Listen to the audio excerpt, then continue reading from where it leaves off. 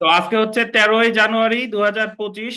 আমাদের bar council preliminary ব্যাচের 84তম class এবং তামাদি আইনের প্রথম ক্লাস।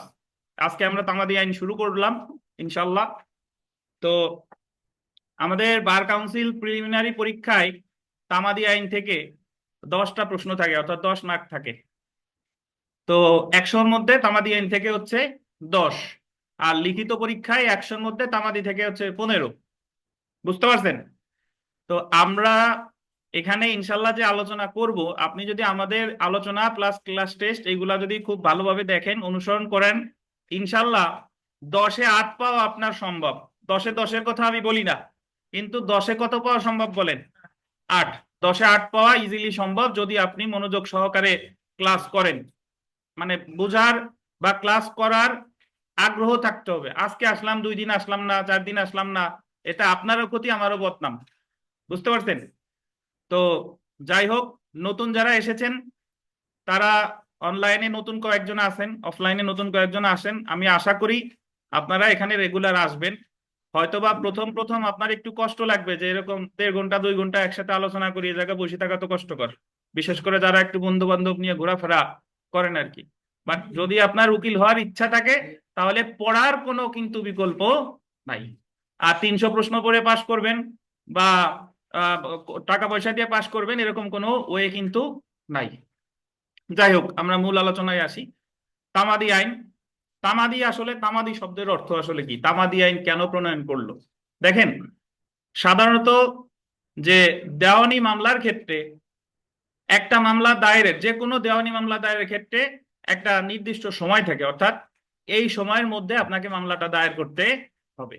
এই সময়ের মধ্যে যদি আপনি মামলাটা দায়ের না করেন, ওই সময়টা পেরিয়ে গেলে আপনি ওই বিষয় নিয়ে আর কোনো প্রতিকার আদালতের কাছে চাইতে পারবেন না। অর্থাৎ যে নির্দিষ্ট সময়ের মধ্যে কোনো মামলা করতে হয়, বা যে নির্দিষ্ট সময়ের মধ্যে কোনো আপিল করতে হয়, বা যে নির্দিষ্ট সময়ের মধ্যে কোনো দরখাস্ত করা হয়, এই সময়টারে বলে তামাদি।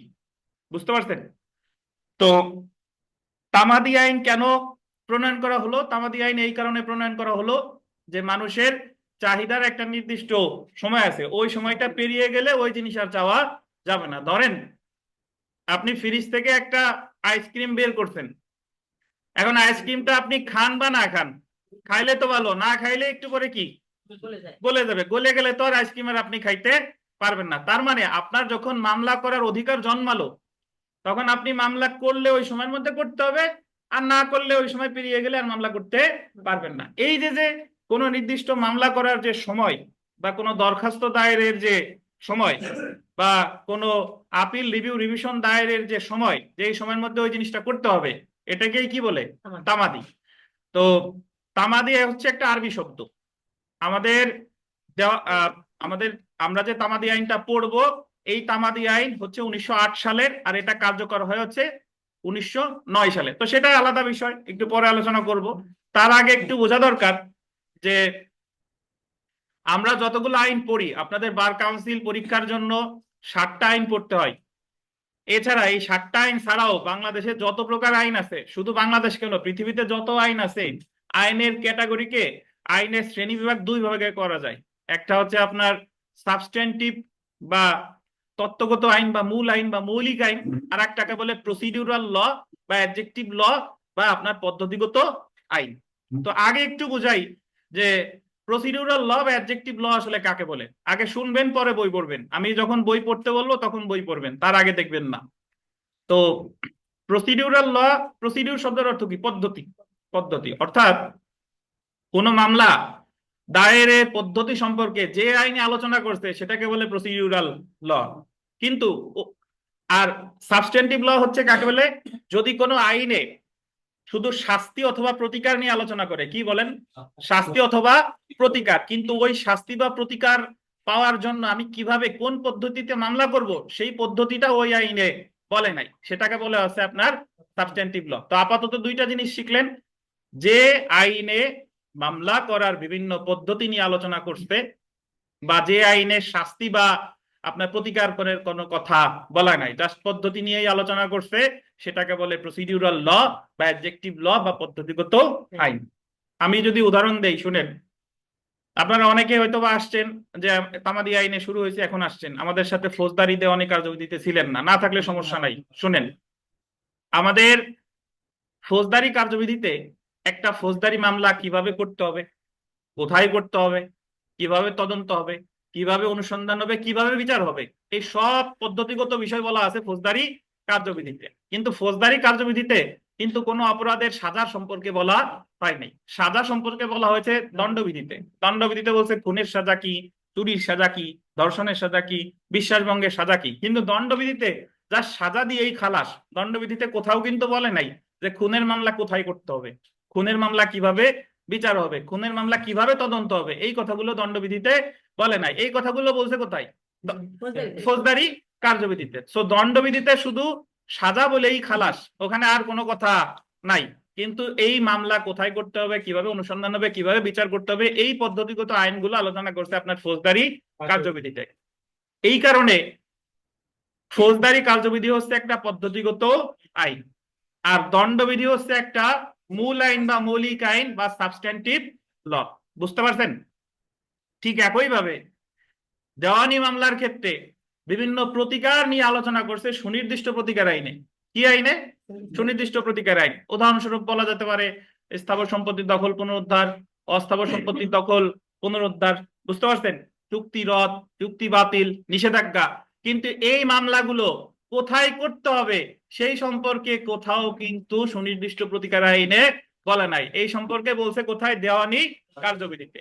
এজন্য দেওয়ানি কার্যবিধি একটা পদ্ধতিগত আইন, আর সুনির্দিষ্ট প্রতিকার আইন একটা কি আইন? সাবস্ট্যান্টিভ ল বা তত্ত্বগত আইন বা মূল আইন বা মৌলিক আইন। বুঝছেন?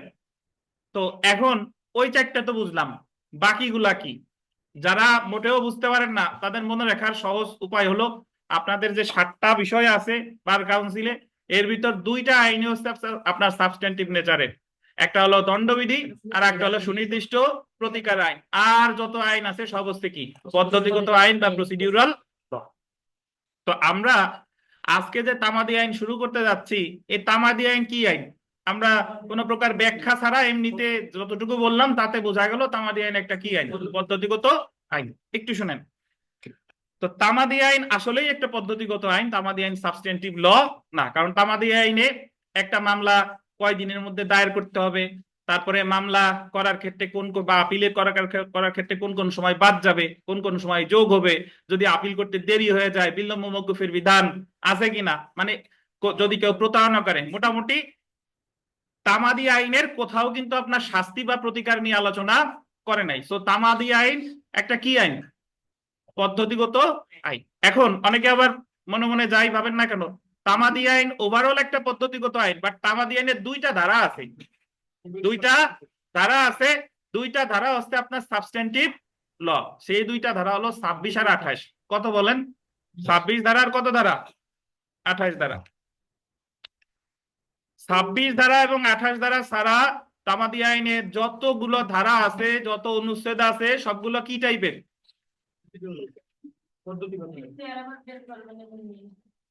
না আপনি তো উঠলেন কেন? বইছেন বইছেন সমস্যা কি আপনার বসায়?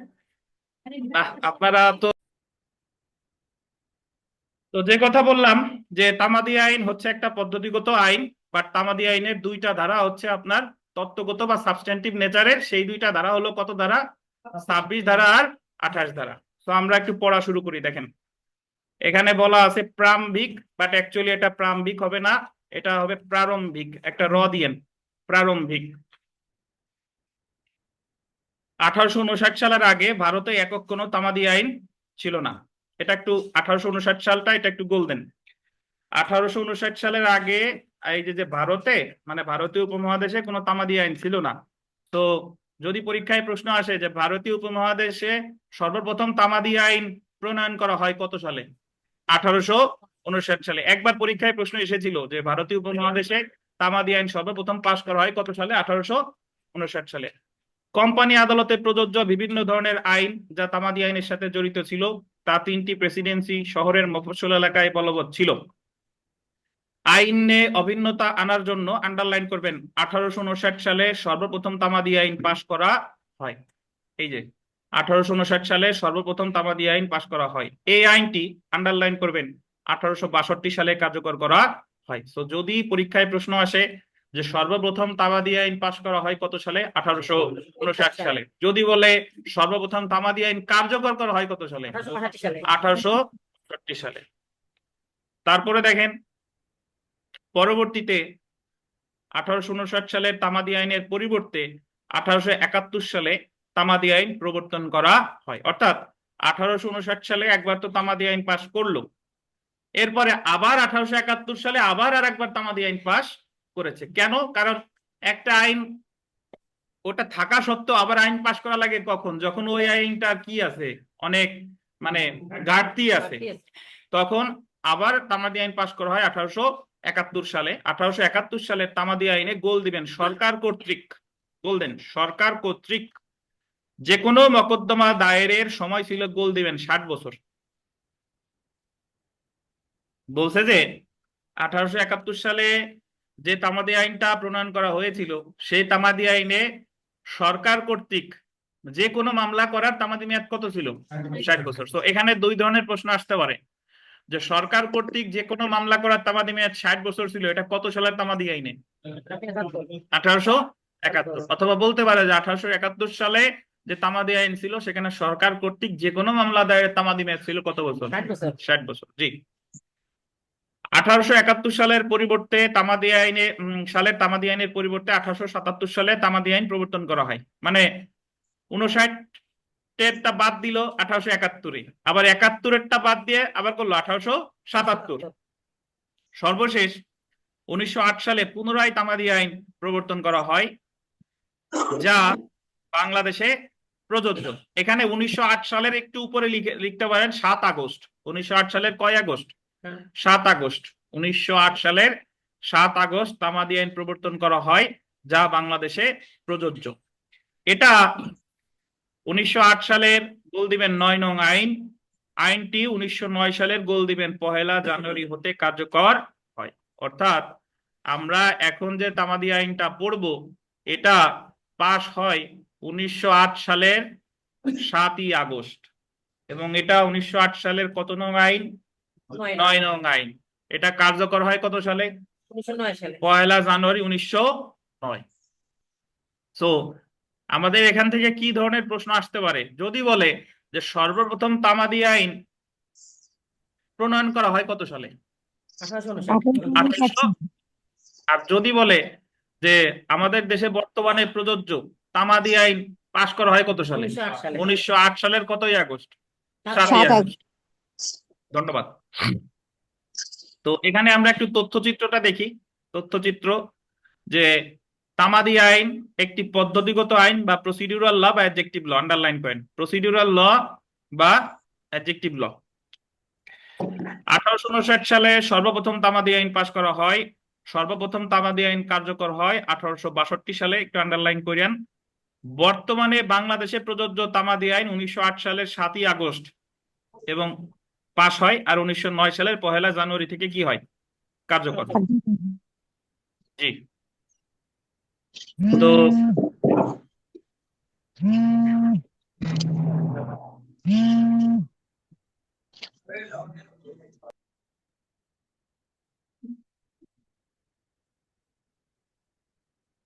এখানে একটা একটা কথা লেখেন, ধারা 1 লেখেন, ধারা 1। ওই তামাদি আইনের ধারা না, এর উপর একটু লেখেন ধারা 1। তানভীর লেখেন ধারা 1। 1 দিয়ে লেখেন, এই ফাঁকায় লেখেন ধারা 1 দিয়ে লেখেন, অত্র ধারা এবং 31 ধারা, অত্র ধারা এবং 31 ধারা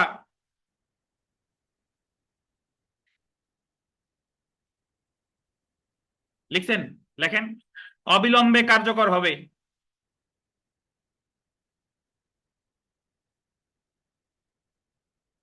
অবিলম্বে কার্যকর হবে। দাড়ি অবশিষ্ট ধারাসমূহ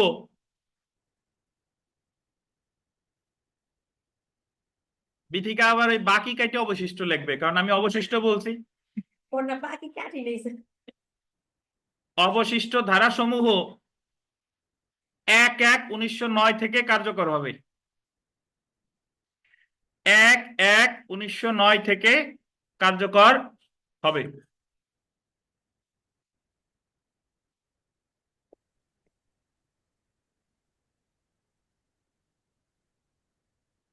একটু বুঝেন, তামাদি আইনে মোট ধারা আছে 32টা, কিন্তু বর্তমানে বলবৎ আছে 29টা। লাস্টের তিনটা অর্থাৎ 30, 31, 32 এই তিনটা এখন বাতিল। ঠিক আছে? তো যদি পরীক্ষায় প্রশ্ন আসে যে মোট ধারা কয়টা, মোট ধারা 32টা, কিন্তু বলবৎ আছে কয়টা, 29টা। তো 29টা। আমাদের তামাদি আইনের যে 1 নাম্বার যে ধারাটা, 1 নং ধারায় বলছে যে এই 1 ধারা আর 31 ধারা অবিলম্বে কার্যকর হবে। অবিলম্বে মানে হলো যখন আইনটা পাশ করছে সেদিন থেকেই কার্যকর হবে, অর্থাৎ 7 আগস্ট 1908 থেকে 1 ধারা আর 31 ধারা কার্যকর হয়েছে। আর বাকি ধারাগুলো কার্যকর হয়েছে কবে থেকে? 1/1/1900 কত 9। বুঝতে পারছেন? অবিলম্বে মানে হলো যখন আইনটা পাশ করছে সেদিন থেকে, অর্থাৎ 1 ধারা আর 31 ধারা কার্যকর হয়েছে কবে থেকে? 7 আগস্ট 1908। আর বাকি ধারা সমূহ কার্যকর হয়েছে কবে থেকে? 1 জানুয়ারি 1909। এ হচ্ছে কথা। এখন দেখেন তামাদি আইনের ধারা 29টি ধারার মধ্যে অ্যাকচুয়ালি ধারা কিন্তু 29টা না, কয়টা? 32টা, কিন্তু বর্তমানে বলবৎ আছে কয়টা? 29টা। 29টা। জি।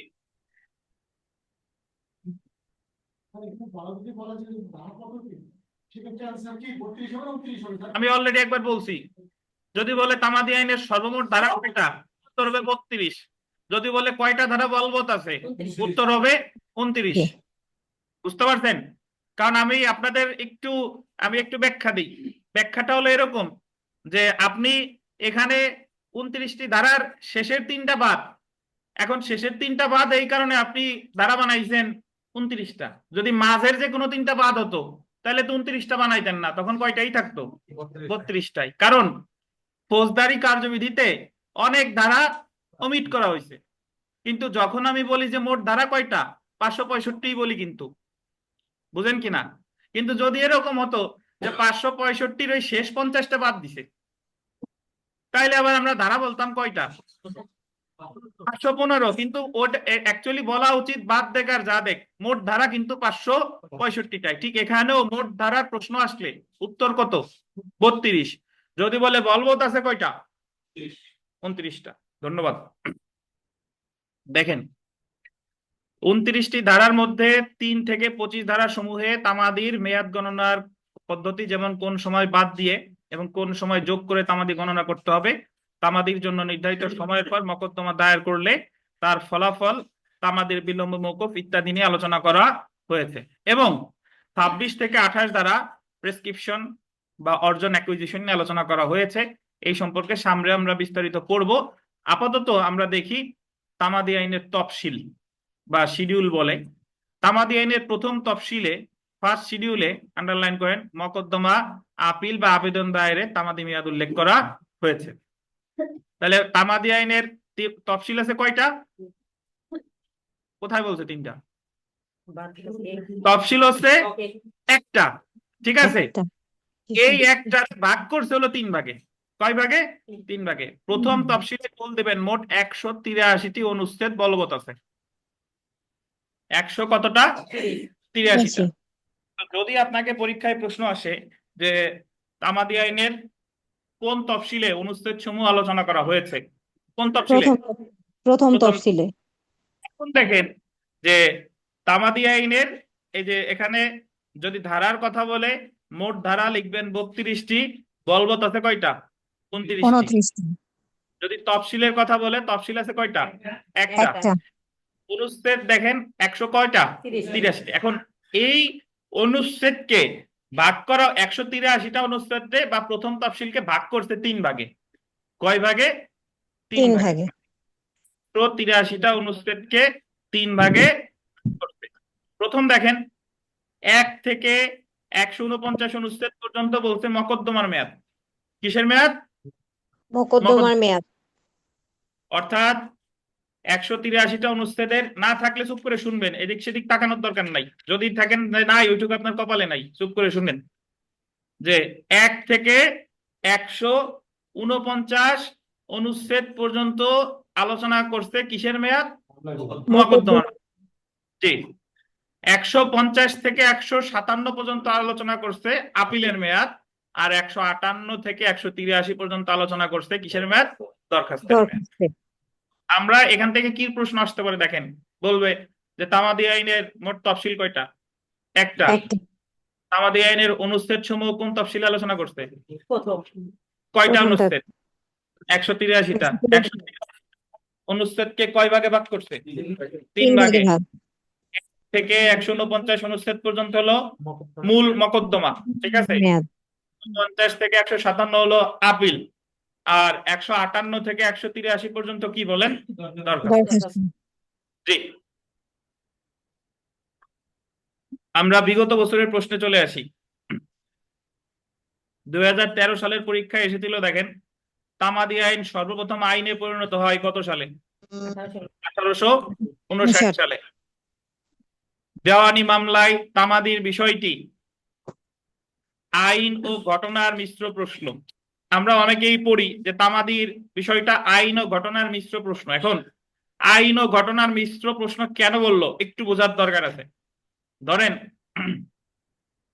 তামাদি আইনে, আমি একটু আগে আপনাদের বলছি, তামাদি আইনে অ্যাকচুয়ালি আছে যে কোনো মামলা কত সময়ের মধ্যে দায়ের করতে হবে, কোনো আপিল কত সময়ের মধ্যে দায়ের করতে হবে, কোনো দরখাস্ত কত সময়ের মধ্যে দায়ের করতে হবে, এই বিধানটা তামাদি আইনে আলোচনা করছে।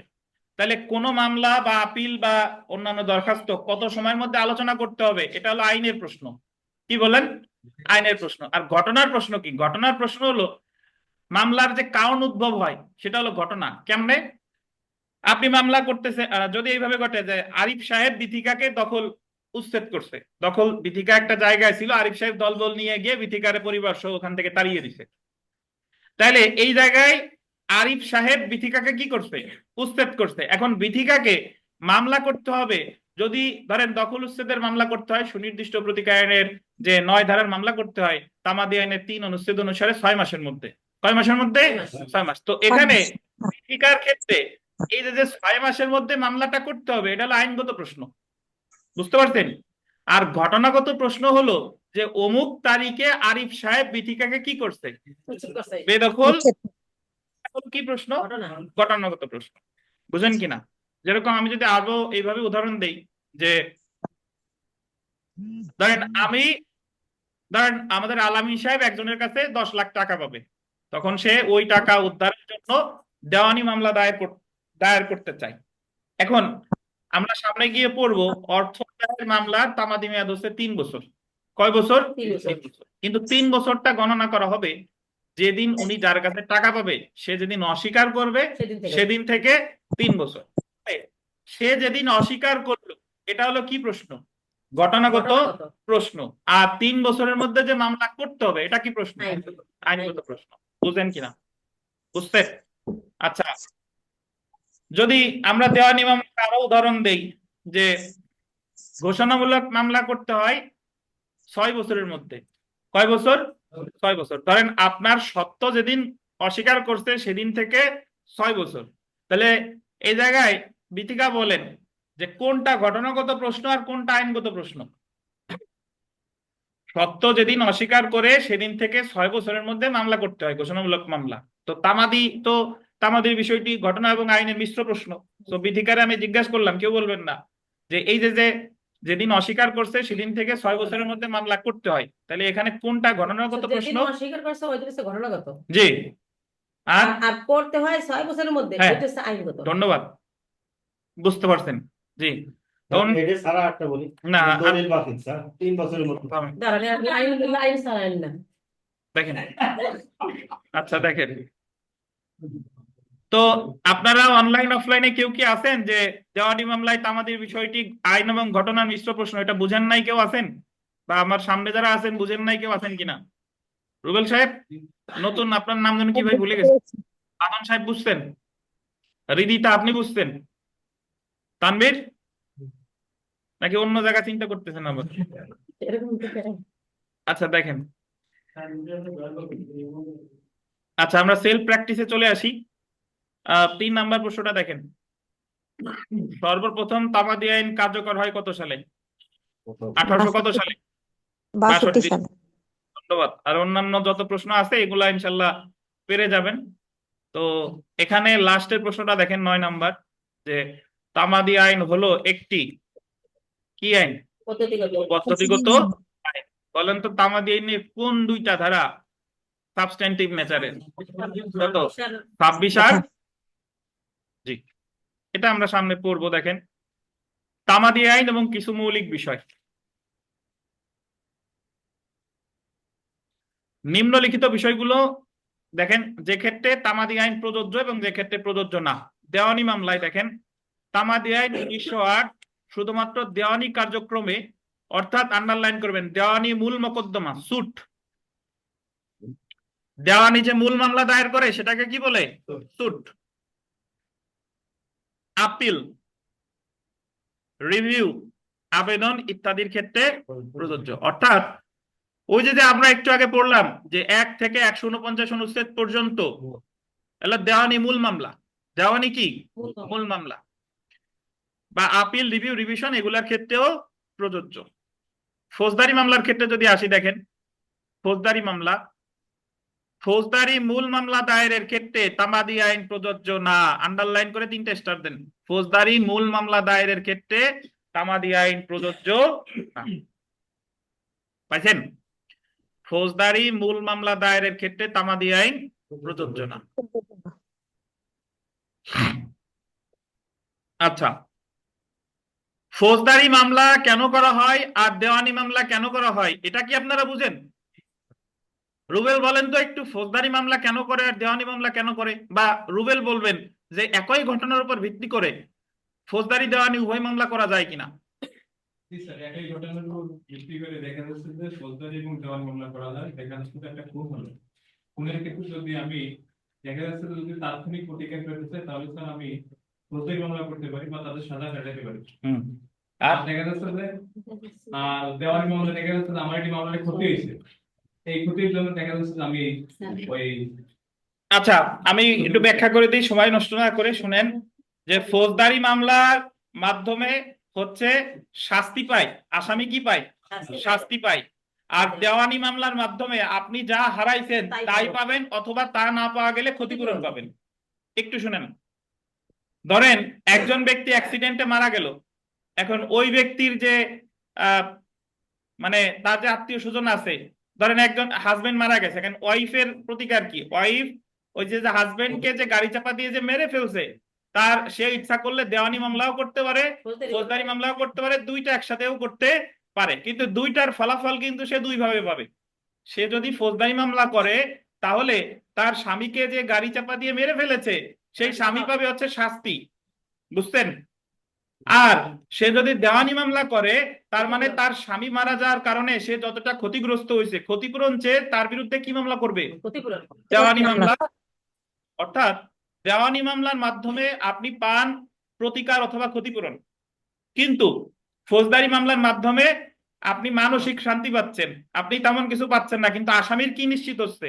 শাস্তি শাস্তি। নিশ্চিত। সঙ্গে যে অর্থদণ্ডটা দেয় ওইটা কি ইয়ে পাবে? জি ধন্যবাদ। শাস্তির সাথে যদি অর্থদণ্ড, যেটা বলে অর্থদণ্ড, অর্থদণ্ড পায় রাষ্ট্র।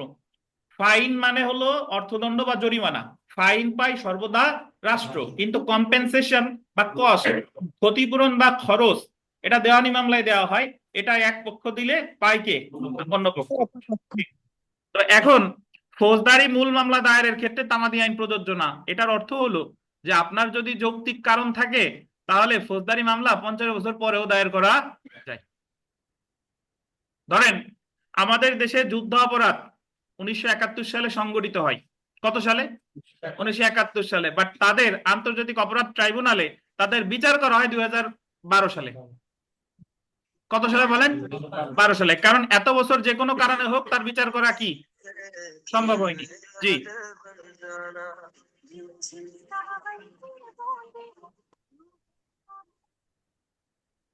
আচ্ছা একটু শুনেন, আর একটা কথা বলি যে বঙ্গবন্ধু শেখ মুজিবুর রহমানকে হত্যা করা হয় 1975 সালের 15ই আগস্ট।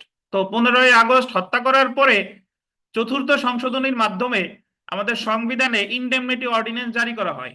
তার মানে ওখানে বলা হলো যে এই রিলেটেড কোনো মামলা কোনো ফৌজদারি আদালতে দায়ের করা যাবে না। তো ওই অর্ডিন্যান্স বাতিল করতে হইলে তো সরকারে আসা লাগবে, মানে ক্ষমতায় আসা লাগবে, না হলে তো অর্ডিন্যান্স বাতিল করা যাবে না। পরবর্তীতে যখন আওয়ামী লীগ সরকার 1996 সালে ক্ষমতায় আসলো, তারা ওই অর্ডিন্যান্স বাতিল করার পরে তারপরে হলো ওই হত্যা মামলা হলো 1996 সালে। বুঝতে পারছেন?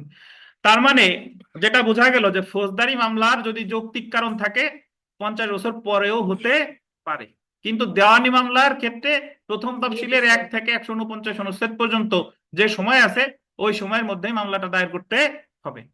এখন প্রশ্ন এসে যায়, তাহলে ফৌজদারি মামলার ক্ষেত্রে, মূল মামলার ক্ষেত্রে তো তামাদি আইন প্রযোজ্য হচ্ছে না, তাহলে কি ফৌজদারি কোনো কিছুর ক্ষেত্রেই প্রযোজ্য না? দেখেন, কিন্তু কিছু বিশেষ ফৌজদারি কার্যক্রম, যেমন আন্ডারলাইন করেন, ফৌজদারি আপিল দায়েরের ক্ষেত্রে প্রযোজ্য। কি বলেন? ফৌজদারি আপিল, ফৌজদারি রিভিশন ইত্যাদির ক্ষেত্রে তামাদি প্রযোজ্য আর কি। আচ্ছা, খুবই গুরুত্বপূর্ণ একটা বিষয় চলে আসি। দেখেন যে তামাদি আইন আন্ডারলাইন করবেন, প্রতিকারকে বারিত করে, অধিকারকে না। Law of limitation bars a remedy not a right. বলতেছে যে তামাদি আইন আপনার প্রতিকারকে বারিত করে কিন্তু অধিকারকে বারিত করে না। এটার অর্থ আসলে কি? দেখেন, তামাদি আইন অধিকারকে বিলুপ্ত করে না কিন্তু প্রতিকারকে বারিত করে।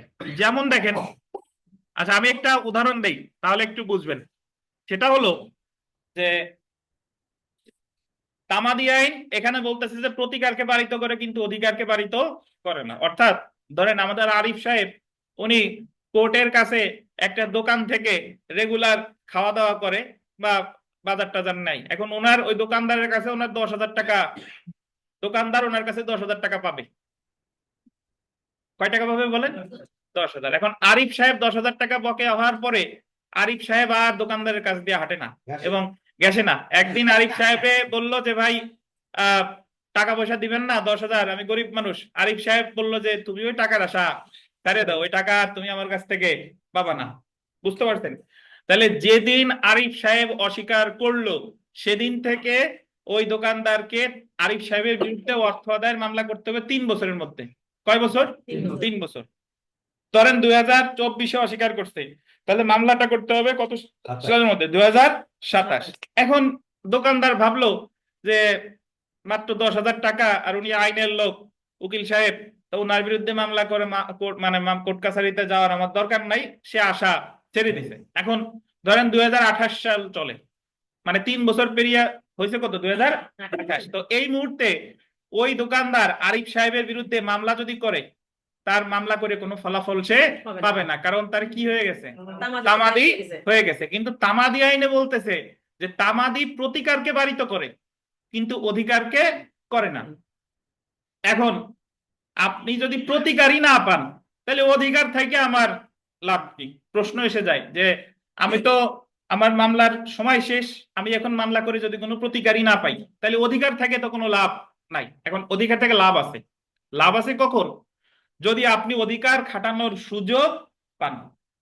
অধিকার খাটানোর সুযোগ পেলে আপনি অধিকার খাটাইলে সেটা বেআইনি হবে না। কিভাবে? ধরেন 2028 সালে 2028 সালে আরিফ সাহেব আবার এই দোকানদারের কাছে আসছে। এসে আরিফ সাহেব এখন 10,000 টাকার কেনাকাটা করছে। করার পরে আরিফ সাহেব নগদ 10,000 টাকা দোকানদার রে কি দিছে।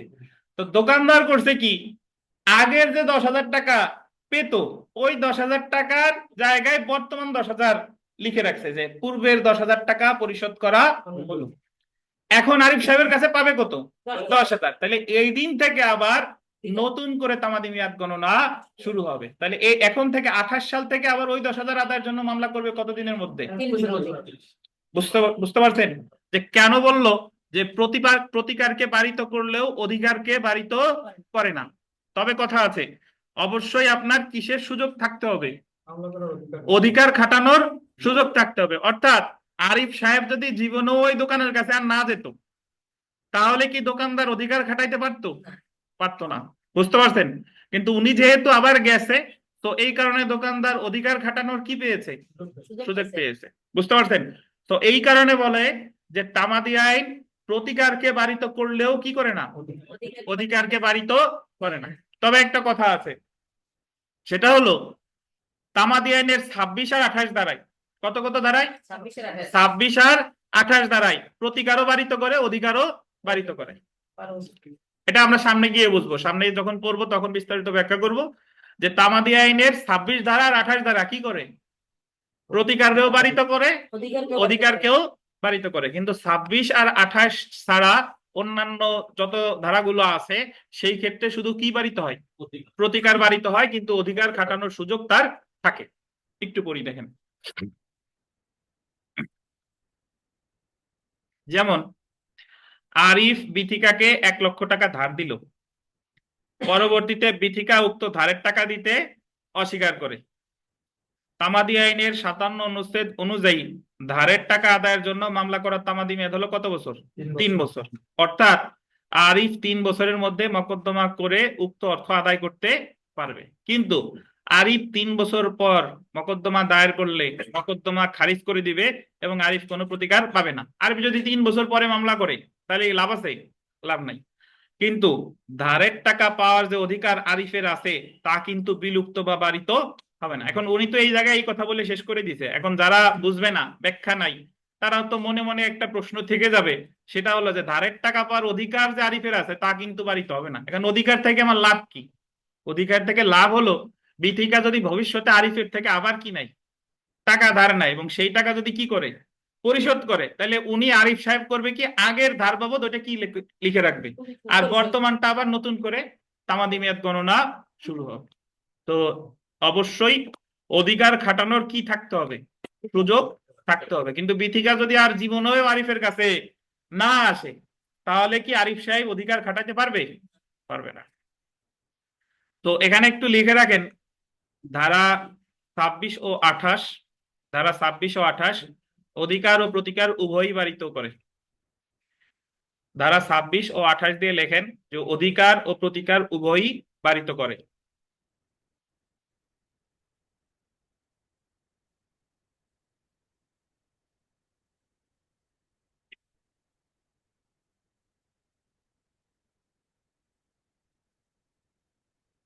অধিকার ও প্রতিকার কি বলেন, উভয়ই বারিত করে।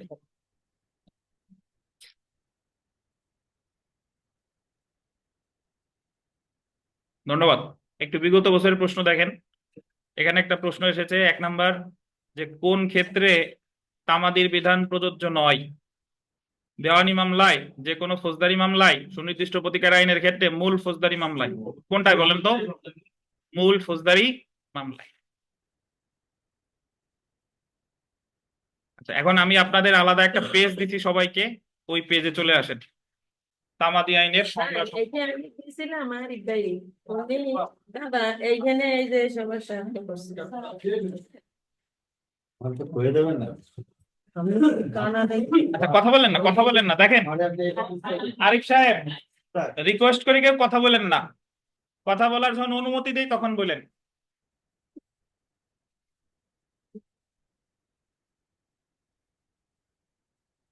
ওই যে যদি ক্লার্ক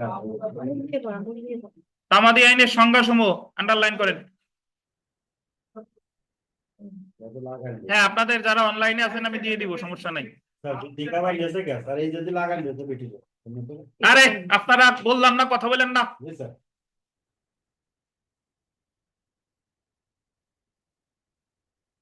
তামাদি আইন, কথা বলার তো সুযোগ নামাজের সময় 15-20 মিনিট পাবেন, তখন অনেক কথা বলেন। দেখেন, তামাদি আইনের সংজ্ঞা সমূহ একটু বুঝেন। প্রতিটা আইনের একটা ডেফিনেশন ক্লজ থাকে। ডেফিনেশন ক্লজ কাকে বলে? ডেফিনেশন ক্লজ হলো যে ওই আইনে যে শব্দগুলো ব্যবহার হয়েছে ওই শব্দগুলোর অর্থ কি সেটা ওই সংশ্লিষ্ট আইনের যে ডেফিনেশন ক্লজ থাকে বা ইন্টারপ্রিটেশন ক্লজ থাকে সেখানে ব্যবহার করা, সেখানে ব্যাখ্যা করা হয়। তো আমাদের ফৌজদারি কার্যবিধির সকল সংজ্ঞা দেওয়া হয়েছে 4 ধারায়। কয় ধারায়? 4 ধারায়। দেওয়ানি কার্যবিধির সকল সংজ্ঞা দেওয়া হয়েছে 2 ধারায়। কয় ধারায়? 2 ধারায়। তারপরে ধরেন দণ্ডবিধির সকল সংজ্ঞা দিছে কত? 6 থেকে 52 ক, 6 থেকে 52 ক। আমরা সর্বশেষ যে শেষ করলাম সাক্ষ্য আইন, সাক্ষ্য আইনের সর্বশেষ সংজ্ঞা সকল সংজ্ঞা দিয়েছে কয় ধারায়? আমাদের তামাদি আইনের সকল সংজ্ঞা দেওয়া হয়েছে কয় ধারায়? 2 ধারায়। এখানে মোট আপনারা একটু দেখেন যে তামাদি আইনে মোট 11টা সংজ্ঞা আছে। কয়টা? 11টা। আমরা এই সংজ্ঞাগুলো একটু দেখবো। দেখেন 2-1 আছে দরখাস্তকারী বা কি বলেন অ্যাপ্লিক্যান্ট। তো যদি আপনাকে বলে যে দরখাস্তকারী বা অ্যাপ্লিক্যান্ট সম্পর্কে আলোচনা করা হয়েছে তামাদি আইনের কত ধারায়? 2-1।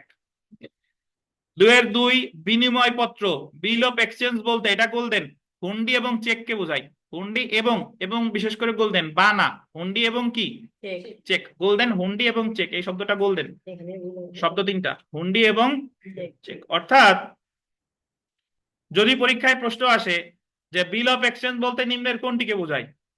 এবং চেক হুন্ডি বা চেক এবং না, হুন্ডি কি এবং বা আর এবং এর মধ্যে কিন্তু পার্থক্য আছে। এবং মানে এবং মানে দুইটাকেই বোঝায়, আর বা বললে যে কোনো একটা। ধন্যবাদ। 2-3 বলছে মুসলেকা বা বন্ড, 2-4 বলছে বিবাদী বা ডিফেন্ডেন্ট। দেওয়ানি মামলায় যিনি মামলা দায়ের করে তাকে বলে বাদী বা প্লেইন্টিফ, যার বিরুদ্ধে মামলা করা হয় তাকে কি বলে? বিবাদী বা ডিফেন্ডেন্ট। ধন্যবাদ। যেটা বোঝার আছে সেটা হলো 2-5, আন্ডারলাইন করেন, ব্যবহার সত্য বা ইজমেন্ট। ব্যবহার সত্য বা কি ইজমেন্ট। এখানে এটা পড়ার আগে আমি একটু ব্যাখ্যা দিই, সেটা হলো যে একটা মানুষ দীর্ঘদিন যদি অন্যের জমির উপর দিয়ে হাঁটে, তার জানালা দিয়ে আলো বাতাস ঢুকে, কারো টিউবওয়েল থেকে পানি পান করে, কারো পুকুরে গোসল করে, তখন বেসরকারি জমিতে এই অধিকারটা সে যদি 20 বছর যাবত ভোগ করে তাহলে তার সুখাধিকার হয়ে যায়। আর সরকারি জমিতে এই অধিকারটা যদি 60 বছর ভোগ করে সেক্ষেত্রে সরকারি জমিতে সুখাধিকার হয়ে যায়। ধরেন আপনি আপনার প্রতিবেশীর জমির উপর দিয়ে 20 বছরের অধিককাল হাঁটতেছেন, তো 20 বছর পরে গিয়ে সে যদি আপনাকে বলে যে তুমি আর হাঁটতে পারবা না, তখন আপনি তার বিরুদ্ধে, যদিও ওই জমির মালিক সে, কিন্তু তার বিরুদ্ধে আপনি সুখাধিকারের মামলা করতে পারবেন এবং মামলায় আপনি দেখাবেন যে ইওর অনার এই জমির উপর দিয়ে আমি হাঁটতেছি অনবরত কত বছর? 20 বছর, এবং 20 বছরের মধ্যে সে আমাকে কোনো বাধা দেয় নাই। সো এখানে আমার কি অর্জিত হয়েছে? সুখাধিকার অর্জিত হয়েছে। তো হ্যাঁ, নিরবচ্ছিন্নভাবে হতে হবে, কোনো বাধা দিলে হবে না। সো এই সম্পর্কে আমরা বিস্তারিত পড়বো 26 ধারায় গিয়ে। তবে সুখাধিকারের সংজ্ঞা দিছে দেওয়ানি কার্যবিধির কত ধারায়? 2 সাবসেকশন 5 বলতে এমন অধিকারকে বোঝায়, আন্ডারলাইন করবেন, যা কোনো চুক্তির মাধ্যমে উদ্ভূত হয়নি। অর্থাৎ পরীক্ষায় প্রশ্ন আসে যে সুখাধিকার বলতে নিম্নের কোনটিকে বোঝায় না? চুক্তির মাধ্যমে কখনো কি হবে না? হবে না। সুখাধিকার হবে না।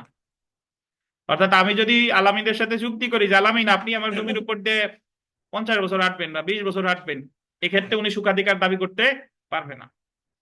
এবং যা দ্বারা কোনো ব্যক্তি অপর কোনো ব্যক্তির সত্ত্বাধীন জমির কোনো অংশ বা কোনো ফসল, আন্ডারলাইন করবেন, কোনো ফসল বা জমিতে সংযুক্ত কোনো কিছু লাভের জন্য অপসারণ ও ব্যবহার করার অধিকার লাভ করে।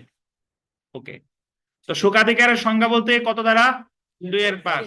কোনটিকে বোঝাবে না? চুক্তিগত সম্পর্ক। কোনটা বলেন? চুক্তিগত সম্পর্ক। 2-6 দেখেন, বিদেশ বা ফরেন কান্ট্রি বলতে বাংলাদেশ ব্যতীত অন্য যে কোনো দেশকে বোঝাবে। 2-7টা গুরুত্বপূর্ণ। 2-7 সরল বিশ্বাস, গুড ফেইথ বলতে আন্ডারলাইন করবেন, যথাবিহিত যত্ন, ডিউ কেয়ার এন্ড মনোযোগ বা অ্যাটেনশন সহকারে কোনো কাজ না করা হয় তবে সরল বিশ্বাসে করা হয়েছে বলে বোঝাবে। অর্থাৎ আপনি কোনো কাজ করছেন কিন্তু ওই জায়গায় আপনার যত্ন ছিল না, ওই জায়গায় আপনার মনোযোগ ছিল না, তাহলে ধরে নেওয়া হবে আপনার কোনো সরল বিশ্বাস ছিল না। বাট আপনি যত্ন সহকারে করেছেন, মনোযোগ দিয়ে করেছেন, তারপরেও যদি কোনো দুর্ঘটনা ঘটে যায় তাহলে ধরে নেওয়া হবে আপনার কি ছিল? সরল বিশ্বাস। সরল বিশ্বাস ছিল। সো পরীক্ষায় প্রশ্ন আসে যে সরল বিশ্বাসের ক্ষেত্রে কোনটি গুরুত্বপূর্ণ উপাদান বলেন তো? যথাবিহিত যত্ন, ডিউ কেয়ার এন্ড মনোযোগ বা কি অ্যাটেনশন। এই সরল বিশ্বাসের সংজ্ঞা আমাদের আন্ডারলাইন করেন, দেওয়ানি দণ্ডবিধির বল দিবেন 52 ধারায় সরল বিশ্বাসের সংজ্ঞা প্রদান করা হয়েছে। তো দণ্ডবিধিতে আছে কত ধারায়? আর তামাদিতে কি থাকতে হবে? Due care and attention. Due care বা না, কিন্তু কি ডিউ কেয়ার এন্ড অ্যাটেনশন। পার এবং যে কত গুরুত্বপূর্ণ এখন বুঝতেছেন না, পরীক্ষার হলে যায় দেখবেন চান্দি গরম হয়ে যাবে যে এই জায়গায় কি বা ছিল না এবং ছিল, বুঝতে পারছেন? এই বলি So, কত হয়? 2-8 দেখেন প্লেইনটিফ, তো বিবাদী আছে কততে? 4, ওই 4 দুগুণ 8 আর কি, মনে রাখবেন 2-4 আছে বিবাদী আর 2-8 আছে কি বাদি। বাদী, অর্ধেক অর্ধেক। অর্ধেক অর্ধেক। আচ্ছা দেখেন, তো 2-9টা দেখেন অঙ্গীকার পত্র বা প্রমিসরি নোট। 2-10টা গুরুত্বপূর্ণ। 2-10 মকদ্দমা বলতে আপিল বা দরখাস্তকে বোঝাবে না। এইভাবে প্রশ্ন আসে যে মকদ্দমা বলতে কোনটিকে বোঝাবে, মকদ্দমা বলতে কোনটিকে বোঝাবে না। তো মকদ্দমা বলতে কোনটিকে বোঝাবে না? আপিল বা দরখাস্তকে বোঝাবে না। সর্বশেষ দেখেন 2-11 ওসি বলতে আন্ডারলাইন করেন বেনামাদার, বেনামদার কাউকে বোঝাবে না, বেনামি আর কি। ওসি বলতে নামহীন কাউকে বোঝাবে না। বন্ধক শোধ হওয়ার পরে যে বন্ধক গ্রহীতা জমি দখল করে, আন্ডারলাইন করেন দখল করে, তাকে ওসি বলা যায় না। মালিকানা সত্ত্বহীন দখলকার ওসি নয়। মানে হলো যে বন্ধক শোধ হওয়ার পরে যে বন্ধক গ্রহীতা সে যদি ওই জমি দখল করে রাখে তাকে আর কি বলা যাবে না? ওসি বলা যায় না। আর মালিকানা সত্ত্বহীন দখলকার, যার সত্ত্ব নাই কিন্তু দখলে আছে, তাকে কখনো কি বলা যাবে না? ট্রাস্টি বা ওসি বলা যাবে না। সো আপাতত এতটুকু মনে রাখেন যে ওসি আছে 2-এর কততে? 11তে। আর মকদ্দমা বা সুট বলতে কোনটিকে বোঝাবে না? আপিল বা দরখাস্তকে বোঝাবে না। আর 2-4 আছে বিবাদী, 2-8 আছে কি বাদী। বাদী, 2-5 আছে কি সুখাধিকার, 2-7 আছে good faith. Due care and কি থাকতে হবে? অ্যাটেনশন। ধন্যবাদ। নামাজের বিরতি 10-12 মিনিট বিরতি, নামাজ শেষে এবার আমরা শুরু করব। আজকে ক্লাস টেস্ট আছে, সেম লিংকেই যারা যারা থাকেন আর না থাকলেও 10-12 মিনিট পরে জয়েন করেন। সেলফ প্র্যাকটিসের 1 নাম্বার প্রশ্নটা দেখেন। তামাদি আইনের 2-1 ধারায় মকদ্দমা বলতে অন্তর্ভুক্ত হবে না আপিল আবেদন, জারির আবেদন, সবগুলো। আচ্ছা অ্যাকচুয়ালি বলেন তো 2-1 কি সুট আছে? 2-1 আছে অ্যাপ্লিকেন্ট, আর এখানে তো 2-10 হবে। এটা একটু ঠিক করে নেন। আমাদের বইতে লেখা 2-1 ধারায় মকদ্দমা বলতে কোনটা অন্তর্ভুক্ত হবে না? অ্যাকচুয়ালি 2-1 না, এটা হবে কত? 2-10। সেলফ প্র্যাকটিসে যান, পাইছেন?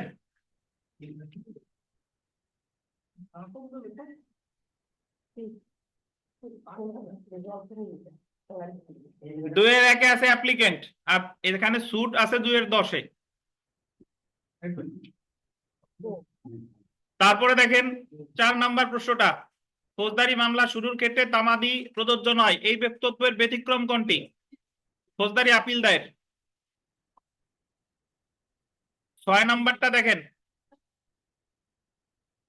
তামাদি আইন প্রতিকারকে বারিত করে কিন্তু অধিকারকে বারিত করে না, এটার ব্যতিক্রম কত কত ধারা বলেন তো? 26 ও 28। 26-এ প্রতিকার অধিকার দুইটাই বারিত করে। 8 নংটা দেখেন, সুখাধিকার বলতে কোন অধিকার অন্তর্ভুক্ত হবে না? চুক্তি হতে সৃষ্ট অধিকার। 3টে স্টার, খুবই গুরুত্বপূর্ণ।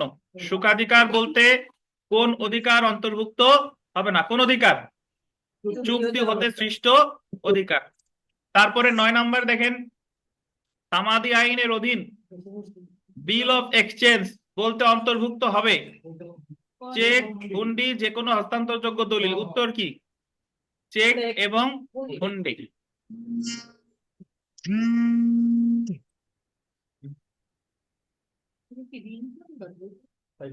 আচ্ছা আমরা চলে আসি তামাদি আইনের 3 ধারায়। দেখেন, limitation of suit, appeal and applications, মামলা, আপিল এবং দরখাস্তের তামাদি 3 থেকে 11 ধারা। প্রথমে যেটা দেখবেন ধারা 3, তামাদির মেয়াদ শেষে দায়েরকৃত মকদ্দমা ইত্যাদি খারিজ। একটু 3 ধারা পাইছেন সবাই? দেখেন 3 ধারার যে বিষয়বস্তু সেটা আমি একটু বলে দিই। সেটা হলো যে আমাদের তামাদি আইনের কোন মামলা কতদিনের মধ্যে করতে হবে, এটা আছে 1 থেকে 149 অনুচ্ছেদ। কোন আপিল কতদিনের মধ্যে করতে হবে, এটা আছে 150 থেকে 157 অনুচ্ছেদ। কোন দরখাস্ত কতদিনের মধ্যে করতে হবে, এটা আছে 158 থেকে কত বলেন 183।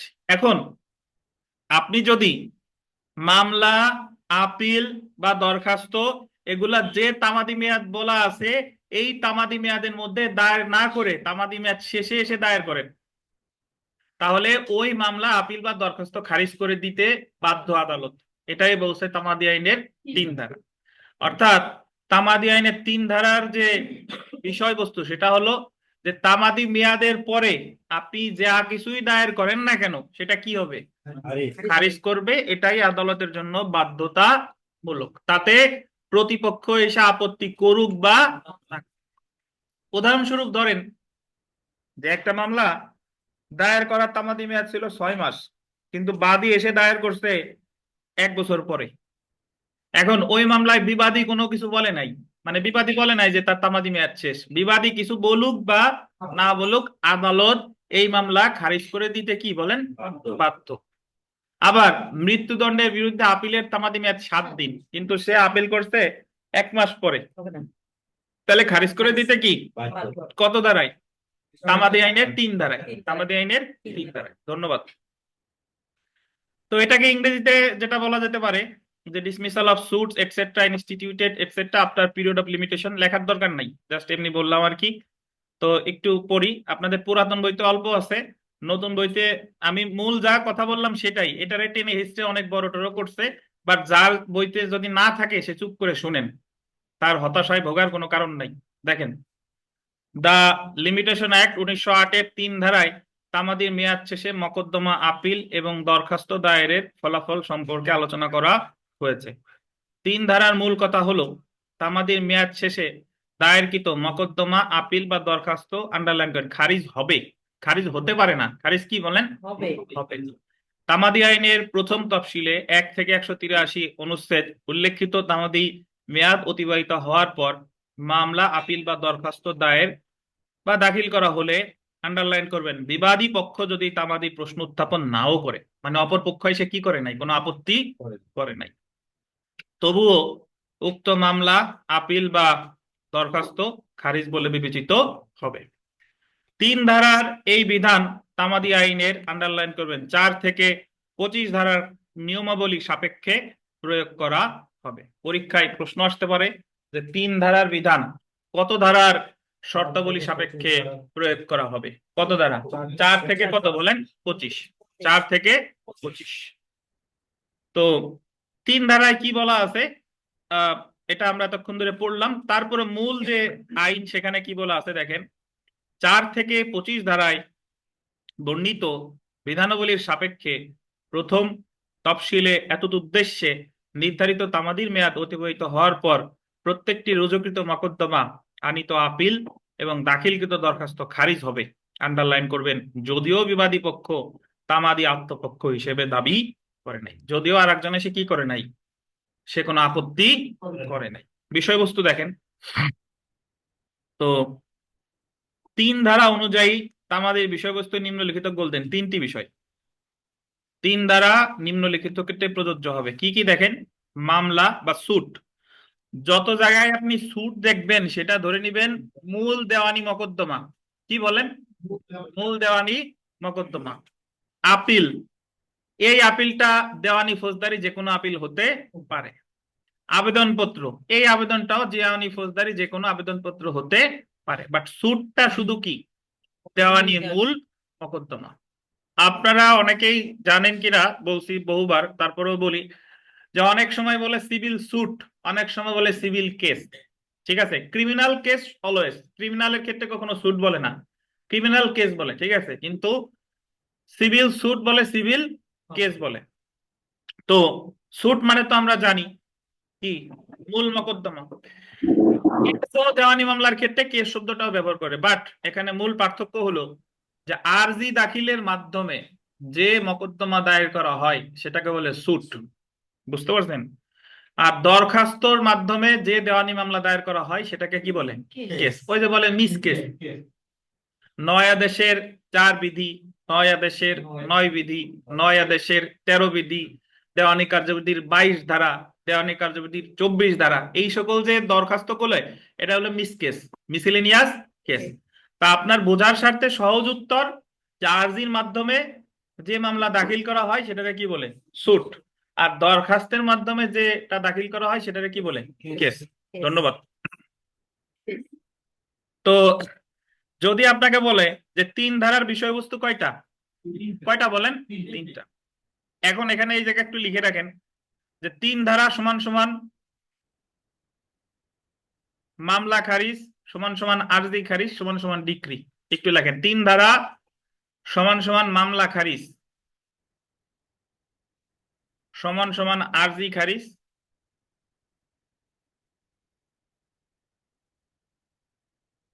সমান সমান হচ্ছে ডিক্রি। মামলা খারিজ সমান সমান আরজি খারিজ সমান সমান ডিক্রি। একটু লেখেন, আমি ব্যাখ্যা দিচ্ছি।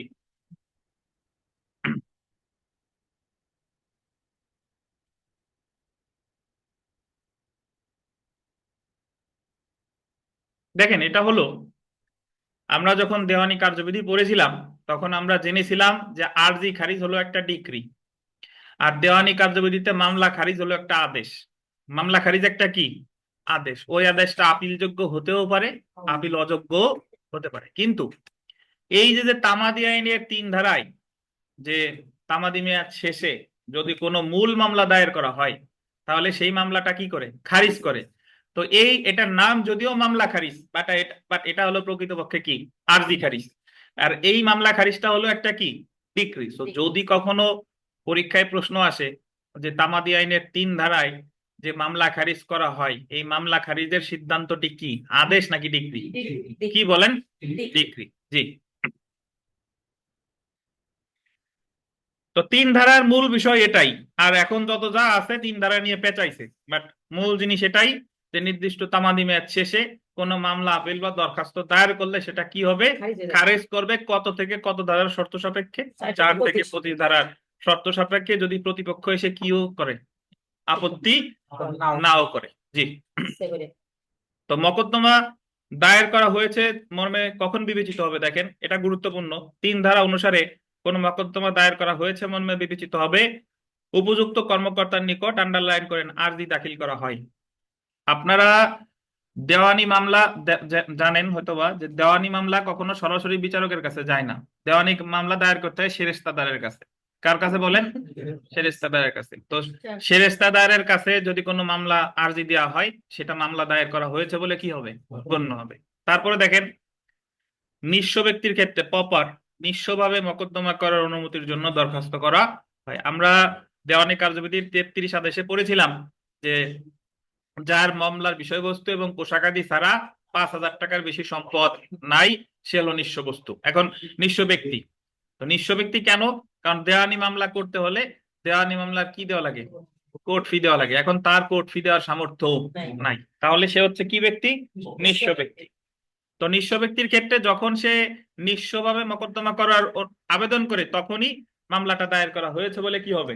গণ্য করা হবে। এছাড়া দেখেন, যখন যেখানে কোম্পানি অবসায়ন করা হচ্ছে, অবসায়ন মানে হলো বিলোপ সাধন, বিলুপ্ত করা। অবসায়ন মানে কি? বিলুপ্ত করা। সেইখানে কোম্পানির বিরুদ্ধে দাবির ক্ষেত্রে দাবিদার সরকারি অবসায়কের নিকট দাবি প্রেরণ করলে, এটা আমাদের নিম্ন আদালতের বিষয় না। কোম্পানি মামলা সরাসরি দায়ের করতে হয় হাইকোর্ট ডিভিশনে। কোম্পানি আইন 1994 সালের বিধানে বলা হয়েছে কোম্পানি মামলা নিম্ন আদালতে দায়ের করা যায় না। কোম্পানি মামলা করতে হয় কোথায়? হাইকোর্ট ডিভিশনে। সো এখানে একটা বিষয় বলছে যে কোম্পানির যদি বিলোপ সাধন করা হয় তাহলে সরকারি যে অবসায়ক, মানে সরকারি যে কর্মকর্তা, এই বিলোপ সাধনের ক্ষেত্রে তিনি, তার কাছে যদি কোনো দাবি প্রেরণ করা হয় তখনও মামলা দায়ের করা হয়েছে বলে গণ্য হবে। তো এখানে উদাহরণের যে বিষয়বস্তু, এটা আমি আসলে বিস্তারিত পড়তে চাচ্ছিলাম না। এখানে যে কথাটা বলা হয়েছে সেটা হলো এরকম যে তামাদি আইনের 113 অনুচ্ছেদে বলছে যে চুক্তি বাস্তবায়নের মামলার তামাদি মেয়াদ 1 বছর। কত বছর? 1 বছর। এখন সে দেখা গেল 1.5 বছর পর মামলাটা করছে, তাহলে মামলাটা কি হবে? তাতে তার যত যৌক্তিক কারণ থাকুক, মানে সে যদি অসুস্থ হয়, তার বাবা মারা যায়, তার অন্যান্য যা আছে না কেন, এগুলা থাকলেও কি হবে না? কাজ হবে না। তার মামলা কি হয়ে যাবে? খারিজ হবে। তাতে বিবাদী এসে আপত্তি করুক বা। একইভাবে আপনি যদি কোনো আপিল ধরেন, আমাদের দেওয়ানি কার্যবিধি অনুসারে জেলা জজের কাছে আপিল করতে হবে 30 দিনের মধ্যে। এখন আপনি আপিল করছেন 60 দিন পরে, তাহলে আপিল খারিজ করতে আদালত কি বাধ্য। এখন আপনি বলতে পারেন যে স্যার যদি বিলম্ব মওকুফের দরখাস্ত করে সেটা আলাদা বিষয়, ধরেন বিলম্ব মওকুফের দরখাস্ত দিলেই তো আদালত মঞ্জুর করতে বাধ্য না। আর আপনি যদি বিলম্ব মওকুফের দরখাস্ত ছাড়াও দায়ের করেন তাহলে আদালত খারিজ করতেই কি বলেন বাধ্য। জি, তো এই অংশটুকু আর পড়লাম না। তো আমরা জেনে রাখা ভালো, এখানে চলে আসি, জেনে রাখা ভালো। 3 ধারার বিধান আদালতের জন্য বাধ্যতামূলক, এটা বলতেন কি বলেন বাধ্যতামূলক। তামাদির মেয়াদ শেষে দায়েরকৃত মকদ্দমা খারিজ করে দিতে আদালত বাধ্য যদি না ভিন্ন কিছু প্রমাণ হয়, এবং এই ক্ষেত্রে অন্য পক্ষ খারিজের আবেদন করেছে কি করেনি তা বিবেচ্য বিষয় না। এখন ভিন্ন কিছু প্রমাণ হয় কোনটা, এটা আমি একটু ব্যাখ্যা দিই, শুনেন। ভিন্ন কিছু প্রমাণ হয় হলো, ধরেন একটা রায়, মানে একটা আপিল করবেন দেওয়ানি আদালতে, জেলা জজের কাছে আপিলের তামাদি মেয়াদ হলো 30 দিন, আপনি আপিল করছেন 60 দিন পরে। এখন আপনি দেখাইলেন যে আপিলের যে সইমোহরকৃত নকল এটা সংগ্রহ করতে আমার 60 দিন লাগছে, মানে এই জায়গা তো দোষ আপনার না, দোষ কার, আদালত। আর আমাদের তামাদি আইনের 12 ধারায় বলা আছে যে সইমোহরকৃত নকল সংগ্রহ করতে যে সময় লাগে এই সময়টা বাদ দিতে আদালত বাধ্য। কি বলেন বাধ্য। তাহলে এই যে 60 দিন আপনার যে 30 দিন যে বিলম্ব হলো এটা আদালত বাদ দিতে কি বলেন বাধ্য। তার মানে আপনার যৌক্তিক কারণ আছে। অথবা আপিলের ক্ষেত্রে, মূল মামলার ক্ষেত্রে আপনি বিলম্ব মওকুফের আবেদন করা যায় না, কিন্তু আপিলের ক্ষেত্রে যদি দেখান যে আপনি হরশিদ বালার কাছে জন্ডিসের চিকিৎসার জন্য ভর্তি ছিলেন, বা অন্য যারা আছে যে হসপিটালে আপনি ছিলেন বা গুম হয়েছিলেন, যে কোনো কারণ যদি যৌক্তিক কোনো কারণ দেখাইতে পারেন তাহলে আপিলের ক্ষেত্রে আপনার বিলম্ব মওকুফ করতে পারে। তবে এটা বিলম্ব মওকুফ আমরা সামনেই পড়বো 5 ধারায়, কিন্তু এটা বিলম্ব মওকুফ করাও আদালতের জন্য কি বিবেচনামূলক। তো দেখেন, সুতরাং তামাদি প্রশ্ন উত্থাপন করা হোক বা না হোক আদালত আন্ডারলাইন করেন স্ব উদ্যোগে তামাদি প্রশ্নটি নিষ্পত্তি করবে। তো যদি আপনাকে বলে যে তামাদি প্রশ্ন কি আদালত স্ব উদ্যোগে নিষ্পত্তি করতে পারে কিনা, কি বলেন পারে। এরপরে দেখেন, আমি এরপরে যেটা পড়বো সেটা আমরা অলরেডি জানি যে তামাদি প্রশ্নটি আইন বা ঘটনাগত হতে পারে। তামাদি আইন সুতরাং অর্থাৎ তামাদি আইন ও ঘটনার একটি মিশ্রিত প্রশ্ন। যেমন এটা আমি ব্যাখ্যা করেছি, দখল পুনরুদ্ধারের মকদ্দমায় দখলচ্যুত হওয়া একটি কি ঘটনা, যেখানে দখল পুনরুদ্ধারের মকদ্দমায় নির্ধারিত তামাদি মেয়াদ 6 মাস কখন থেকে গণনা শুরু হবে সেটা একটি আইনগত প্রশ্ন। অর্থাৎ একটু আগে আমি আপনাদের ব্যাখ্যা দিয়েছিলাম যে তামাদি একটি আইন এবং ঘটনার কি প্রশ্ন, মিশ্র প্রশ্ন। তাহলে যেদিন আপনাকে বেদখল করছে এটা হলো ঘটনাগত প্রশ্ন, আর যেদিন ওই দিন থেকে কতদিনের মধ্যে মামলা করতে হবে এটা কি প্রশ্ন, আইনগত প্রশ্ন। বুঝছেন কিনা যে কোনটা ঘটনাগত আর কোনটা আইনগত। ধন্যবাদ। তারপরেরটা একটু দেখেন, এই লাইনটা নিয়ে লিখিত পরীক্ষায় প্রশ্নই আসে যে নির্ধারিত তামাদির মেয়াদ পক্ষগণ আন্ডারলাইন করবেন পারস্পরিক সম্মতির ভিত্তিতে বাড়াতে বা কর্তন করতে পারে না। 3টে স্টেপ গুরুত্বপূর্ণ। নির্ধারিত তামাদির মেয়াদ পক্ষগণ পারস্পরিক সম্মতির ভিত্তিতে বাড়াতে বা কর্তন করতে পারে না। অর্থাৎ এই লাইনের ব্যাখ্যা শুনেন, তামাদি আইনে যদি 6 মাস থাকে তামাদি মেয়াদ 6 মাসই, যদি 30 দিন থাকে তামাদি মেয়াদ কয় দিন। আপনি বাদী বিবাদী এক হয়ে আদালতের কাছে বললেন যে ওনার সময় বাড়ান, আমার কোনো আপত্তি নাই, তাতেও আদালত কি বাড়াবেও না কমাবেও না। আপনার দুই পক্ষ একমত হলেও তামাদি বাড়াইতে পারবে না। আইনে যা আছে সেটাই অনুসরণ করতে হবে। আর দুই পক্ষ একমত হয়ে যদি বাড়ানো যায় তাহলে আইনের বিধান কি হবে লঙ্ঘিত হবে, আইনের বিধান লঙ্ঘিত হবে। জি, তো এই হচ্ছে আমাদের 3 ধারা। আমরা চলে আসি 4 ধারায়।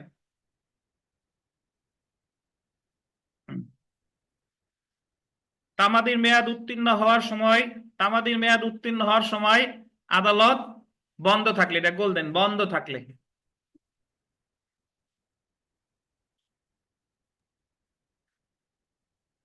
তো স্যার একটা প্রশ্ন ছিল। হ্যাঁ বলেন বলেন বলেন।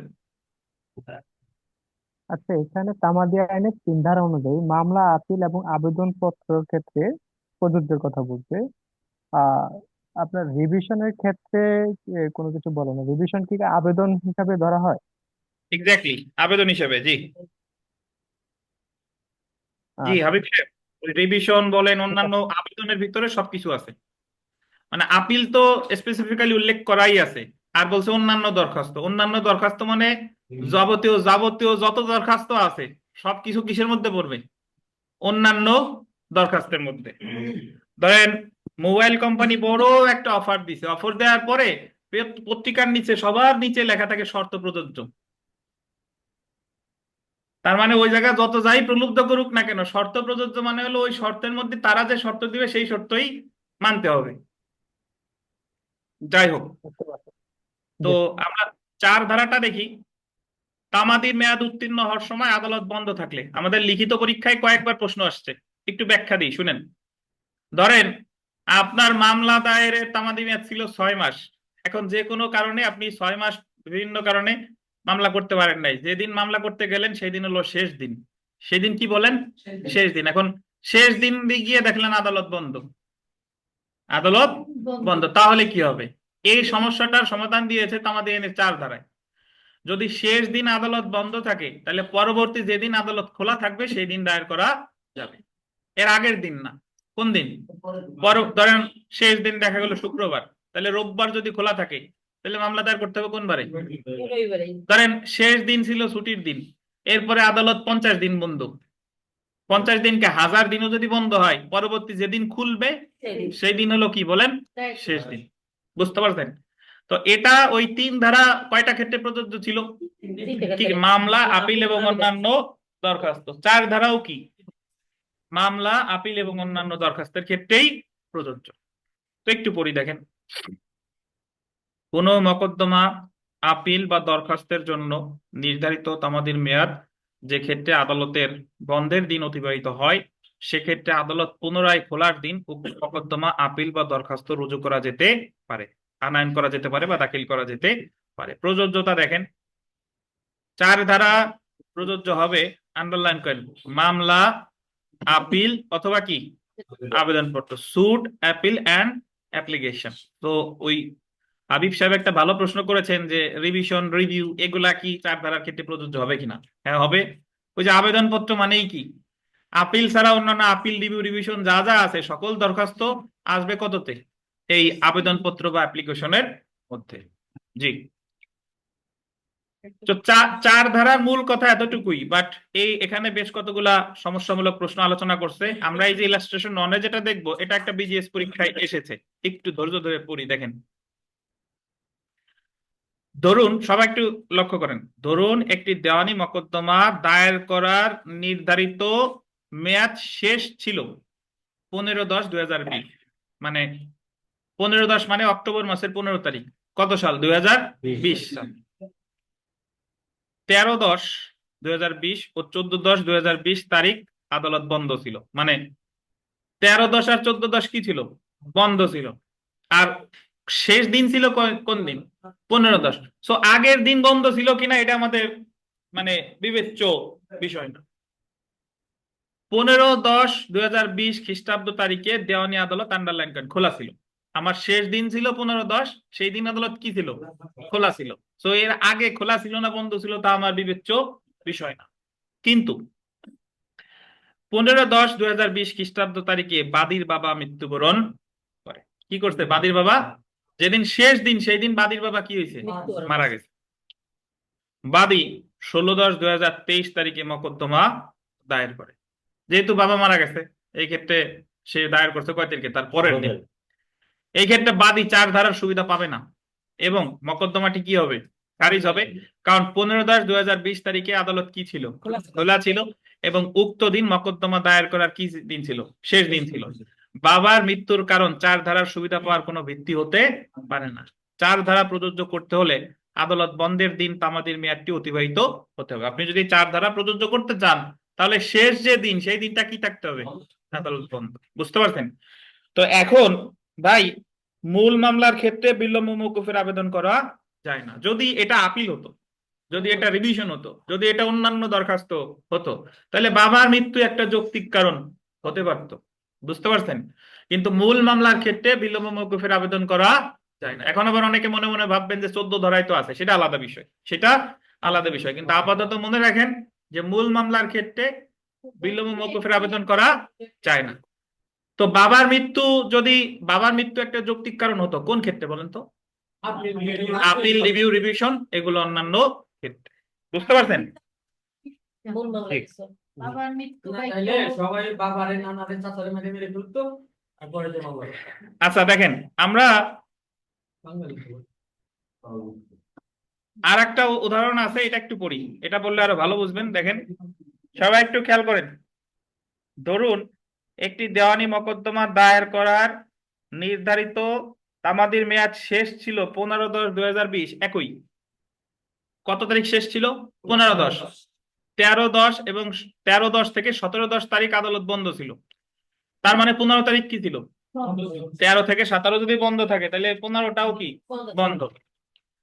18/10/2020 তারিখ আদালত খোলা ছিল। বাদী 19/10/2020 তারিখে মামলা দায়ের করেছে। বাদী 4 ধারার সুবিধা কি বলেন? পাবে না, কারণ তার মামলাটা করা উচিত ছিল কয় তারিখে? 18/10-এ। ঠিক আছে, তো আমি একটা উদাহরণ দেই, সেটা হলো যে বিজিএস পরীক্ষার প্রশ্নটা এইভাবে এসেছিল যে যেদিন শেষ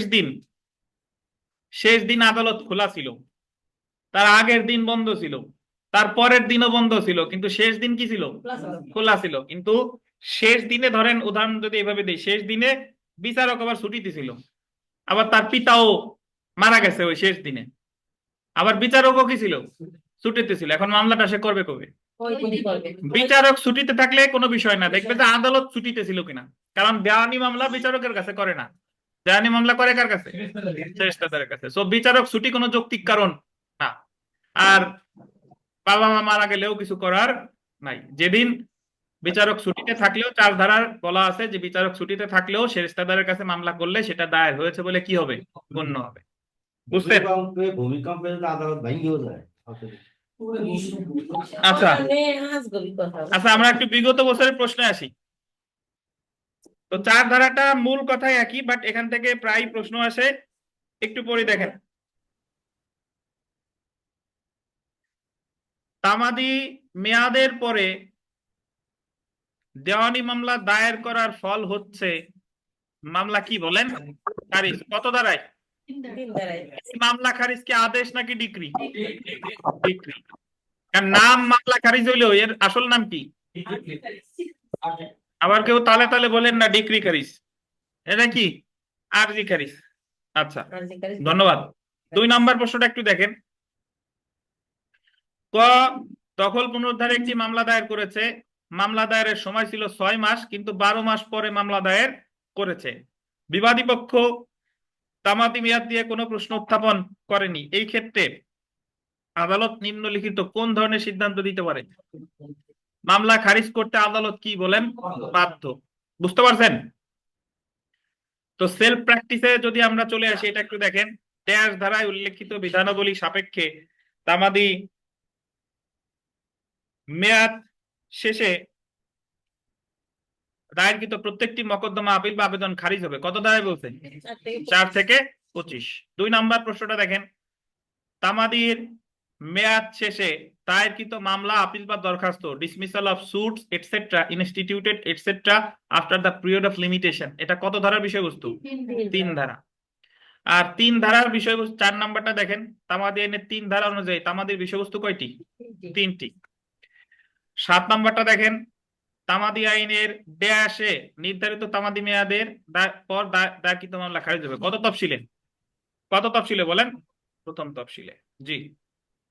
তো এছাড়া 9, 10, 11 তিনটাই গুরুত্বপূর্ণ প্রশ্ন। যেরকম আমি যদি 9 নাম্বারটা পড়ি, যে তামাদি আইনের 3 ধারা অনুযায়ী কখন একটি মামলা দায়ের বা দাখিল করা হয়েছে বলে গণ্য হবে? আর যেটি উপযুক্ত কর্মকর্তার নিকট দাখিল করা বলে। ব্র্যাকেটে লিখে রাখেন সেরেস্তাদার। কে বলেন?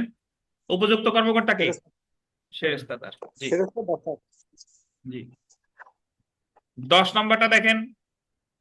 নিঃস্ব ব্যক্তির ক্ষেত্রে মামলা দায়ের বা দাখিল করা হয়েছে বলে গণ্য হবে কখন? উপযুক্ত কর্মকর্তার নিকট নিঃস্ব ব্যক্তি হিসেবে মামলা দায়েরের অনুমতির জন্য দরখাস্ত পেশ করলে। 13 নম্বরটা একটু দেখেন। 13 নম্বর, তামাদির মেয়াদ উত্তীর্ণ হওয়ার সময় আদালত বন্ধ থাকলে আপনি কি করবেন? আদালত প্রাঙ্গণ দিয়ে চাটা খেয়ে চলে আসবেন। আদালত পুনরায় খোলার দিন উক্ত মামলা আপিল বা দরখাস্ত কি করবেন? দায়ের করবেন। তাহলে শেষটা তোমার কয় নম্বর বলছে? হ্যাঁ? এলোমেলো। 10 মানে আচ্ছা, আপাতত আর সেরেস্তা দায়েরতে কাম নাই, শুনুন দাগ নম্বর একেবারে শেষের প্রশ্নটা দেখেন, শেষের প্রশ্নটা দেখেন বিথিকা, দেখেন মকদ্দমা দায়েরের তামাদি মেয়াদ উত্তীর্ণ হয়েছে 1/1/2012, কিন্তু 30শে ডিসেম্বর 2011 থেকে 5 জানুয়ারি 2012 পর্যন্ত আদালত বন্ধ ছিল। মানে যেদিন শেষ দিন ছিল, তাহলে শেষ দিন কি ছিল? বন্ধ। 5 জানুয়ারি পর্যন্ত যদি বন্ধ থাকে, 6 জানুয়ারি এই ক্ষেত্রে তামাদির মেয়াদ উত্তীর্ণ হয়ে ও মকদ্দমা দায়ের করতে হতো কয় তারিখের মধ্যে? 6 জানুয়ারি 6 জানুয়ারি 2000। তো তামাদি আইনে 3 ও 4 ধারা বুঝেন নাই কেউ আছেন? 3 ধারা আর 4 ধারা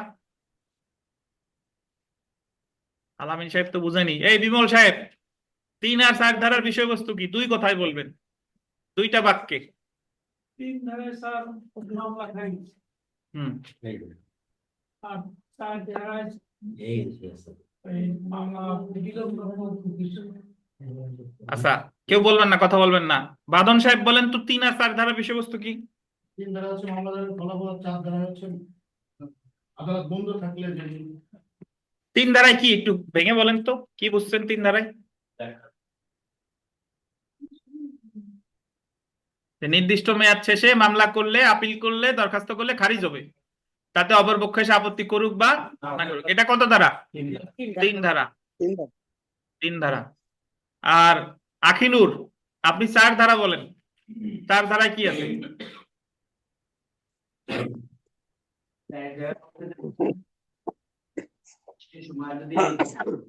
আমরা করতে পারি হ্যাঁ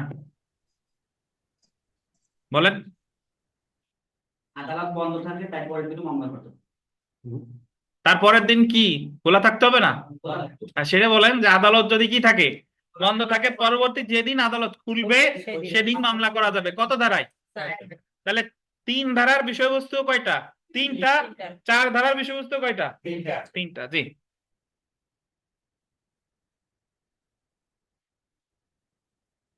তো আপনাদের আজকে এই পর্যন্ত থাক, আজকে একটু কম পড়লাম, আজকে এই পর্যন্ত থাক। আজকে আমাদের সাক্ষ্যয়নের ক্লাস টেস্ট আছে, এটা শুরু হবে ইনশাল্লাহ। আর যেটা একটু বলে নিই, আগামী দিন খুবই গুরুত্বপূর্ণ ক্লাস, সবাই সবাই কেউ মিস করবেন না। আর আপনারা যারা এতদিন ক্লাস করেন নাই বা মিস করছেন, হতাশার কোনো কারণ নাই, এখন থেকে রেগুলার করেন। এখন থেকে রেগুলার করলে এই তামাদি আইন যদি আমাদের সাথে সাথে শেষ করেন, তামাদি আইন থেকে মূল বার কাউন্সিল পরীক্ষায় ইনশাল্লাহ আপনি 10-এর ভিতরে 8 পাবেন। তো 10-এর ভিতরে যদি 8 পান, আপনার পাস করতে লাগে কত? 50। এখন আপনারে পাস করাই দিচ্ছি, শুনেন। পাস করা হচ্ছে এইভাবে যে আমরা দেওয়ানি কার্যবিধিতে 20টা প্রশ্ন আছে, তো যে একেবারে মিনিমাম পড়াশোনা করবেন তারও 12 পাওয়া উচিত। তাহলে দেওয়ানি থেকে পাবেন কত? 12। ফৌজদারি থেকে যে একেবারে কম পড়েন তারও 12 পাওয়া উচিত। 12 কত? 24। পেনাল কোড থেকে যে আমি সবচেয়ে ধরতেছি যে এখানে সবচেয়ে কম পারেন তারও 12 পাওয়া উচিত। তাহলে 3 কত? 36। আচ্ছা, সুনির্দিষ্ট প্রতিকার আইন আমরা যা পড়বো বা পড়ছি, যে একটু মিনিমাম পড়াশোনা করেন তার 7 পাওয়া উচিত। 36 আর 7 কত? 43। আচ্ছা, সাক্ষ্য আইন থেকে 15টা আসে, যে সবচেয়ে কমও পড়েন তারও এই 15-এর মধ্যে 10 পাওয়া উচিত। তাহলে 43 আর 10 কত? 53। আচ্ছা, এই যে আমরা পড়া শুরু করতেছি তামাদি আইন, তামাদি আইন থেকে কত পাবেন বলেন? 8। আমি ধরলাম আরো 1 কম পাইছেন, তাহলে 53 আর 7 কত? 60। আর কাউন্সিল একেবারে পরীক্ষার আগের রাতেও যদি দেখেন তাতেও আপনি 2 পাবেন। তাহলে 60 আর 2 কত? 62। আর 38টা যদি আপনার ভুলও হয় তাও 50-এর বেশি। দেওয়ানি করার দরকার নেই। দেওয়ানি বলছি তো, বলছি, সব বলছি। এখন আমি বললাম এটা হচ্ছে যে মিনিমাম পড়াশোনা করবেন তার কথা। আমি একটু আমার অভিজ্ঞতা থেকে বলি যে আপনি যদি ন্যূনতম চেষ্টা করেন, আপনার জন্য ফেল করাই বরং কঠিন, পাস করাই সোজা। কারণ গতবার যারা আমরা এই প্রিলিমিনারি আমরা অনলাইনে যারা পড়ছি, অনলাইনের কথা বলি বা অফলাইনে যারা আছেন, অনেকে আছে যে আধা ঘন্টার ভিতরে তার 90-94টা দাগানো শেষ, তারপরে ভাবছে যে আমি 100টা কি দাগাবো কিনা। বুঝতে পারছেন? বাট আপনার এখানে পড়াশোনার প্রতি মনোযোগ থাকতে হবে, রেগুলার আসতে হবে, ইনশাল্লাহ পারবেন, কোনো সমস্যা নাই। তো এই আর কি, আমরা আজকের যে ক্লাস টেস্ট সেই ক্লাস টেস্টে চলে যাই। তো বেটার লেট দেন নেভার। এতদিন যা ফাঁকি ফুকি দিচ্ছেন বা আসেন নাই, এটা নিয়ে হতাশার কোনো কারণ নাই। সাদাব স্যার।